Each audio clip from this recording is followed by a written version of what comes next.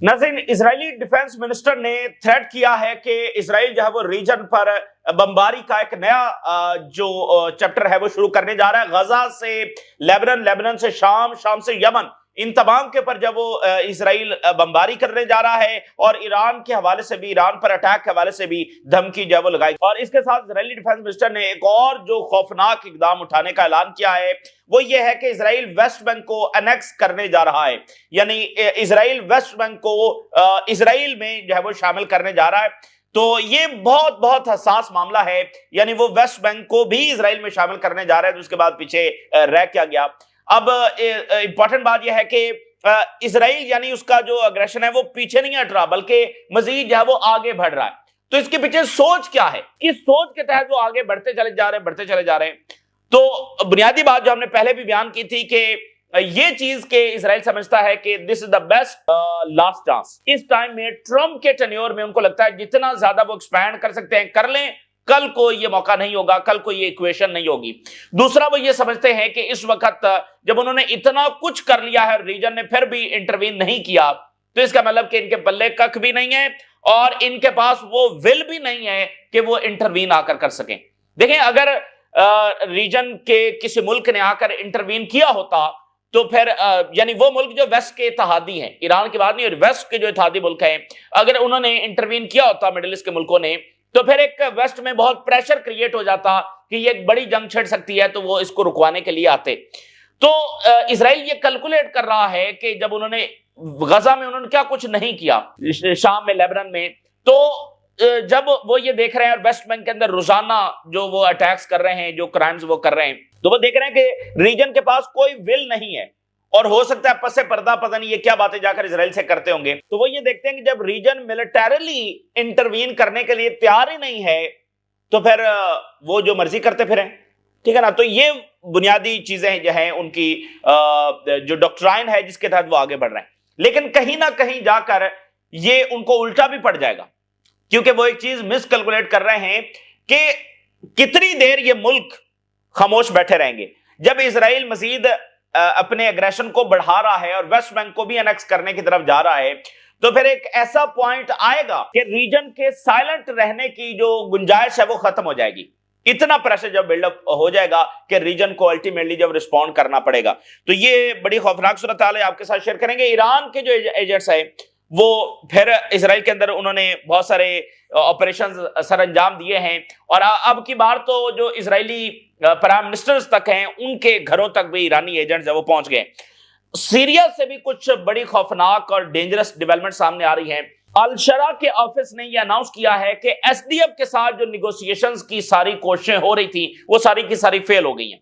तमाम जो ऑप्शंस थे वो एग्जॉस्ट हो चुके हैं, यानी कोई बात जब एसडीएफ, हालांकि मार्च के अंदर एसडीएफ ने ये एग्रीमेंट कर लिया था कि वो इंटीग्रेट हो जाएंगे, हथियार डाल देंगे, लेकिन अब टर्की ने जैसे कंफर्म किया कि एसडीएफ को पीछे इसराइल की सपोर्ट है, अमेरिका की तो है ही है, लेकिन असल में इसराइल नहीं चाहता कि वो हथियार डाले एसडीएफ। तो इसलिए वो जो कोशिशें हुई, हालांकि उन्होंने तय भी कर लिया था, फिर भी वो अपनी बात से मुकर गए, पीछे हट गए। तो अब अल शरा से ये स्टेटमेंट सामने आ रही है कि तमाम एफर्ट्स नाकाम हो गई हैं, तो अब जो आगे होगा उसकी जिम्मेदार एसडीएफ होगी, यानी वो जंग की बात कर रहे हैं। और टर्की पिछले कई हफ्तों से ये वार्न कर रहा है कि हमारे सब्र का पैमाना जब लिबरेज हो रहा है और हम मिलिट्री ऑप्शन की तरफ नहीं जाना चाहते हैं। और अभी जो टर्की के फॉरेन मिनिस्टर दमिश्क आए हैं, तो उसके बाद से हालात दमिश्क में और खराब हुए हैं और वहां पर एसडीएफ जो है वो उसने हमले लॉन्च कर दिए। उधर दरूज के हवाले से खबर है कि उनको इजराइल जब वो असलहा ट्रांसफर जब वो कर रहा है, इंटेलिजेंस दे रहा है, पैसे दे रहा है, ठीक है ना। तो अब सीरिया में एक जंग का खतरा, इसके साथ रिपोर्ट ये भी आ रही है कि जो खतरात तो पहले से थे लेकिन अब उन खतरात में इजाफा हुआ है कि टर्की और इसराइल की जो बरहरास्त जंग है वो सीरिया में छिड़ सकती है, ये आमने सामने आ जाए। भाई जब ईरान और इसराइल की जंग हो सकती है तो टर्की और इसराइल की जंग क्यों नहीं हो सकती। तो ये बरहरास्त भी सीरिया में इनके क्लैशेस हो सकते हैं और इसकी भी पॉसिबिलिटी है कि जो अल शरा की फोर्सेस हैं उनकी इसराइली जो फंडेड ग्रुप्स हैं उनके साथ जंग हो जाए। जाहिर है कि फिर अल शरा के पीछे टर्की खड़ा होगा, तो ये इस तरह की इनडायरेक्ट वॉर भी दोनों के दरमियान जब वो छिड़ सकती है, इसके भी पूरे खदशात सामने आ रहे हैं। ये खतरात बढ़ गए हैं, खासकर ये जो ईस्टर्न मेडिटेरेनियन सी के अंदर टर्की के खिलाफ एक फ्रंट खोला गया है, तो टर्की बहुत ज्यादा प्रवोक हुआ है। तो जॉर्डन और दीगर बॉर्डर से मैसिव जो वेपन्स हैं वो ट्रांसफर रेजिस्टेंस को किए जा रहे हैं, ये भी आपके साथ शेयर करेंगे। चाइना के हवाले से बड़ी इंपॉर्टेंट खबर है, वो कह रहे हैं कि चाइना ने जो रेयर अर्थ मिनरल्स हैं वो अभी तक अमेरिका के लिए रोके हुए हैं। सारी रिस्ट्रिक्शंस चाइना ने खत्म नहीं की और ये अमेरिका के लिए एक और बड़ी शिकस्त है ट्रेड वॉर के अंदर। ट्रंप को 4 महीने लगे चाइना के सदर से मिलने के लिए, और मुलाकात क्या हुई कि वो ट्रेड वॉर से अमेरिका को पीछे हटना पड़ा। और खबर यह कि चाइना ने वो रेयर अर्थ मिनरल्स भी जारी नहीं किए, अभी भी चाइना ने रिस्ट्रिक्शंस लगाई हुई। तो एक वक्त यह था कि अमेरिका चाइना की इकोनॉमी कंट्रोल करता था, मतलब हर चीज उसके हाथ में थी। आज चाइना को ये लेवरेज हासिल हो गई और ये यानी एंड ऑफ द हिस्ट्री कहा गया जब अमेरिकन एम्पायर जब वो एस्टेब्लिश हुआ, यूनिपोलर वर्ल्ड जब वो सामने आई, तो कोई सोच भी नहीं सकता था कि अमेरिकन इकोनॉमी को कोई इस तरह से जब वो चैलेंज कर सकता है जिस तरह से चाइना ने कर दिया है। तो यही वो सारी चीजें हैं जिससे ये बात एस्टेब्लिश हो रही है कि अमेरिकन एम्पायर वो किस तरह से अब उसका वो जो ताकत है वो एंड हो रही है। अच्छा, हैरेट्स की एक हेडलाइन मैं आपके साथ शेयर करता हूं, बड़ी जबरदस्त हेडलाइन उन्होंने लगाई है। इजरायलीज के नाम और फोटो शेयर करते हुए लिखा, these Israelis fought in Gaza and the West Bank, they can not escape their inner hello. ये है जो मॉरल कोलैप्स हो रहा है, जो वो अपनी जानें खुद ले रहे हैं, जो वो हजारों इजरायली फौजी जो वो पागल हो चुके हैं, ज़हनी मरीज बन चुके हैं और रिहेबिलिटेशन सेंटर्स के ऊपर अपनी जानें खुद ले रहे हैं, बेसिस के ऊपर अपनी जानें खुद ले रहे हैं। तो अब ये लाइन देखे ना, they can not escape their inner hello, उनके अंदर जो एक हेल वाली सूरत हाल पैदा हो चुकी है। जो क्राइम्स उन्होंने किए हैं, जो गजा में उन्होंने पता नहीं क्या क्या कुछ किया होगा कि वो ज़हनी तौर पर पागल हो गए, किस तरह से बच्चों को वहां पर मारा होगा। तो ये है एक मॉरल कोलैप्स, और ये बात ध्यान में रखिए, ये जेनोसाइड इजराइल का पीछा नहीं छोड़ेगी। अब वो मजीद धमकियां लगा रहे हैं, हम ये करेंगे वो करेंगे, ये जेनोसाइड इजराइल का पीछा नहीं छोड़ेगी और ये जेनोसाइड जब इनको इनके अंजाम तक लेकर जाएगी। और जमीनी निजाम से ज्यादा तो आसमानी निजाम जो है वो आखिरकार उसने हरकत में आना है और ये अपने कॉन्सिक्वेंसेस तक पहुंचेंगे। आसमानी निजाम जो है उसने इनके हवाले से बहरहाल वादा कर रखा है और वो हरकत में आएगा। इजरायली डिफेंस मिनिस्टर उसने जो ताजा तरीन धमकी जारी की है कुछ देर पहले, यानी उधर ये एफर्ट्स हो रही हैं कि गजा में इजराइल का विड्रॉल किया जाए, सेकंड फेज पर मुलाकातें स्टेटमेंट जारी हो रही हैं, ठीक है ना। तो उधर नेतन्याहू का दौरा होना है, उससे पहले इजराइल अपनी पोजीशन वाजे कर रहा है कि हम तो सवाल ही पैदा नहीं तो हम निकलेंगे, बल्कि हम तो गजा में सेटलमेंट्स बनाएंगे और बल्कि उससे बढ़कर हम वेस्ट बैंक को भी एनेक्स करने जा रहे हैं। Defence minister again was Gaza settlement, कल उसने स्टेटमेंट जारी की, अभी फिर उसने कहा कि हम गजा में सेटलमेंट्स बनाने जा रहे हैं। और फिर उसने कहा कि relentless Israeli military campaign across the reason होने जा रही है। लेबनान में, शाम में, गाजा स्ट्रिप में और यमन में हम जो वो अटैक करेंगे, बमबारी करेंगे, मैक्सिमम फोर्स इस्तेमाल करेंगे हिजबुल्लाह के खिलाफ लेबनान के अंदर। और उसने कहा कि हम क्लोजली मॉनिटर कर रहे हैं डेवलपमेंट्स ईरान के हवाले से, यानी सबको पूरे रीजन को धमका दिया उसने। We will never leave Gaza strip and establish a buffer zone. और साथ उसने कहा कि de facto annexing West Bank, West Bank को हम एनेक्स जो है वो करने जा रहे हैं। देखिए बात यह है कि रीजन के पास गुंजाइश खत्म होती चली जा रही है। एक्चुअली तूने कब का इंटरवीन कर देना चाहिए था, और इसलिए रीजन की ये खामोशी जो है वो बहुत हैरान कुन है कि आज तक ऐसी खामोशी रीजन ने नहीं की। अगर स्ट्रेटेजिक हवालों से देखें, मॉरली देखें, हर हवाले से देखें तो इनको इंटरवीन कर देना चाहिए था। ये क्या कहते हैं, ये कहने फलस्तीनी रियासत की तरह मामला जा रहे हैं, सेकंड फेज की तरह मामला जा रहे हैं, ये फलस्तीनी रियासत पर ट्रंप से हमारी बात हो गई है। जब वेस्ट बैंक की वो ले जाएंगे तो फिर ये क्या बताएंगे? देखे ना, जो जिस चीज को वो बताकर कि नहीं नहीं अभी हम फलस्तीनी रियासत की तरफ जा रहे हैं, अभी ये हो रहा है, अभी वेट करो, यानी पब्लिक प्रेशर को वो जरा कंट्रोल करके बैठे हुए हैं। जब वो मुद्दा ही नहीं होगा, जब वो कुछ लैंड बचेगी नहीं, तो फिर ये रीजन जब वो क्या बताएंगे अपने लोगों को, तो गुंजाइश खत्म हो जाएगी। और देखिए बात यह है कि इजराइल ने ये जो जेनोसाइड की है उसने उस स्टेटस को तोड़ दिया है।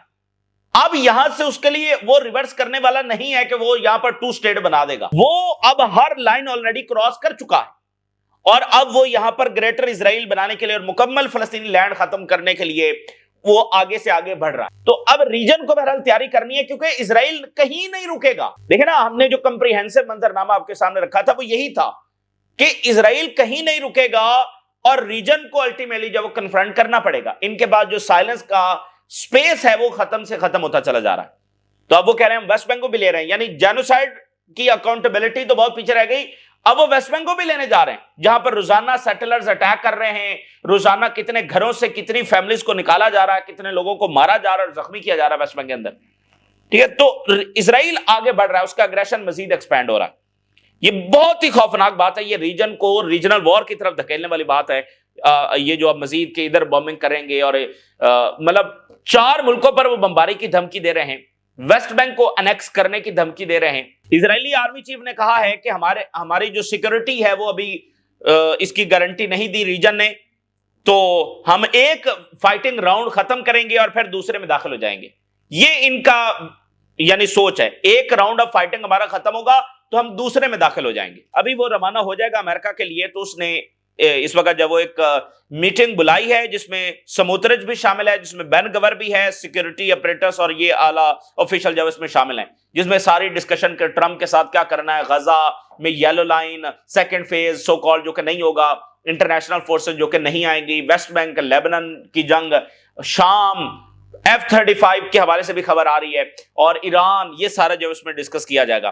نتنیاہو نے کہا ہے کہ ہم ریجن کو F-35 نہیں لینے دیں گے، ہم ریجن کو F-35 نہیں لینے دیں گے، یہ نتنیاہو نے کہا ہے۔ کہتا ہے کہ ہمارے جو اینیمیز ہیں حماس، حزب اللہ اور Yemen, of course Iran, they are re-arming to strike us again۔ Hamas, Hezbollah اور یمن اور ایران ہمارے پر دوبارہ حملہ کرنے آ رہے ہیں، یعنی حماس سے یہ 2 سال سے جینوسائیڈ کر رہے ہیں، اور حزب اللہ تو ابھی بھی وہ موجود ہیں اور ان پر دوبارہ حملہ کرنے آ رہے ہیں۔ اچھا، سیریا کے حوالے سے اس نے کہا کہ یہ ایک نیا تھریٹ ہے ہمارے لیے اور ہم اس کو واچ کر رہے ہیں کلوزلی، اور پھر F-35 کے حوالے سے اس نے سعودی عربیہ اور ٹرکی کا نام لیے بغیر کہا we will not allow any country in the region to obtain F-35، ہم ریجن میں کسی کو بھی الاؤ نہیں کریں گے۔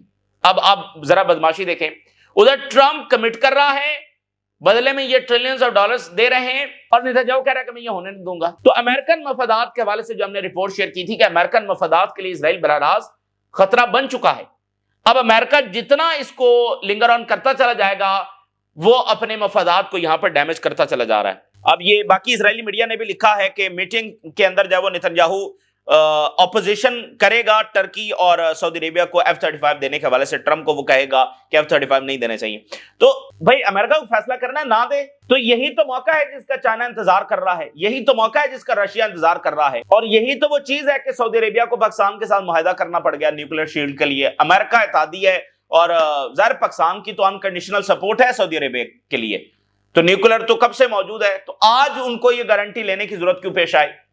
تو یہی مومنٹ ہے کہ چائنا انتظار کر رہا ہے کہ امریکہ نہ کرے، تو اب نتنیاہو کہہ رہا ہے ہم لینے نہیں دیں گے، تو امریکہ کو دینے پڑیں گے، نہیں دیں گے تو ویسے ہی امریکہ اپنے انفلوئنس کو یہاں سے ختم کر رہا ہے۔ وال اسٹریٹ جرنل نے کیا سٹوری آج لگا دی ہے، وال اسٹریٹ جرنل نے کہا ہے کہ اگر F-35 ٹرکی کو مل گئے تو ایک جنگ شروع ہو جائے گی۔ The sale of F-35 aircraft to Turkey could lead to war۔ Turkey صرف F-35 کا انتظار کر رہا ہے، اس کے بعد ٹرکی جب جنگ چھیڑ دے گا۔ اور وال اسٹریٹ جرنل نے لکھا کہ امریکہ F-35 ٹرکی کو دینے کا بہت زیادہ ارادہ رکھتا ہے، اور سیل آف F-35 جو ہے وہ اسرائیل کی ملٹری سپریورٹی کو بہت زیادہ کمزور کرے گی۔ تو وال اسٹریٹ جرنل جب ویسے یعنی اسرائیل ہی کے لیے آپ ماؤتھ پیس اس کا کہہ سکتے ہیں، تو بہرحال وہ کہہ رہا ہے کہ جی جنگ چھڑ جائے گی اگر F-35 ٹرکی کو دیے۔ اس وقت اسرائیلی وار پلینز ہے وہ سیریا کے اوپر اور دمشق کے اوپر دیکھے جا رہے ہیں، اور اسرائیلی فوج نے کوئنترا کے علاقے میں شام کے شہریوں کے اوپر براہ راست گولیاں چلائی ہیں، ٹھیک ہے نا۔ صورتحال انتہائی خراب ہے، شام کے لوگ پکار رہے ہیں دمشق کو کہ آپ کہاں پر ہیں۔ اور جو بڑی ڈینجرس خبر اس وقت جاری ہوئی ہے الشرا کے آفس سے، انہوں نے کہا ہے کہ we have exhausted all available options with Syrian Democratic Forces۔ SDF کے ساتھ جب سے یعنی یہ گورنمنٹ آئی ہے تو SDF کے ساتھ بات چیت ہو رہی ہے، معاہدے ہو رہے ہیں، ٹھیک ہے نا۔ وہ کہہ رہے ہیں تمام آپشنز ایگزاسٹڈ ہو گئے، مطلب کچھ بھی نتیجہ نہیں نکلا، سب باتیں فیل ہو گئی ہیں، اور اب جو کچھ ہوگا اس کی رسپانسبلٹی SDF کے اوپر ہوگی، کیونکہ جو انہوں نے طے کیا تھا وہ امپلیمنٹ نہیں کیا۔ SDF اس بات کو مان گئی تھی، اس بات کو انہوں نے سائن کیا کہ ہم جو ہے وہ ہتھیار ڈال دیں گے اور یونائٹڈ سیریا ہوگا، تو اس پر انہوں نے عمل درآمد نہیں کیا، پیچھے اسرائیل ہے۔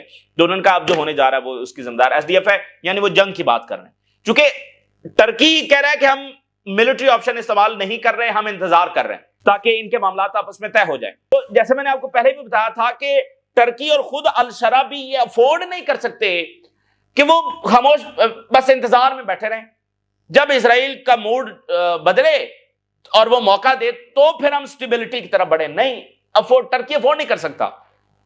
اسرائیل منمانی کرتا پھرے اور ایس ڈی ایف پھرتے رہے، وائی پی جی پھرتا رہے، اور الشرا خاموشی سے دمشق میں کام بیٹھا رہے گا. باقی اندر سے ایک پریشر ہے، ٹھیک ہے نا. اب جو کچھ اسرائیل کر رہا ہے پریشر بڑھ رہا ہے، اور خود الشرا کو اسیسینیٹ کرنے کی دھمکیاں اسرائیل نے لگائی ہیں. تو یعنی یہ افورڈ نہیں کیا جا سکتا کہ بس فی الحال انتظار کیا جائے.